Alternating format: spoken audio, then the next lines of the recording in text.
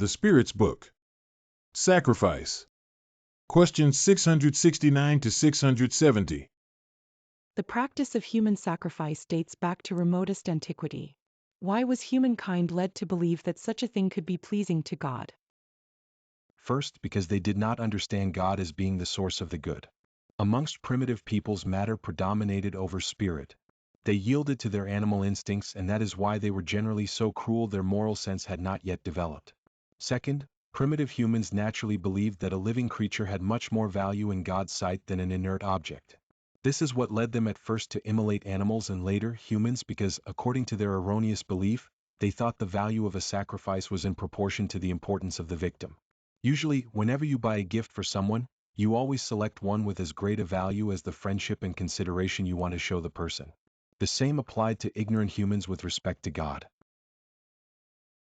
Then the sacrificing of animals preceded that of human beings? There can be no doubt about it. According to that explanation, didn't human sacrifices originate from a sentiment of cruelty? No, but from a mistaken concept of what was pleasing to God. Look at Abraham. In time, humans began to commit the abuse of immolating their national enemies and even their personal enemies.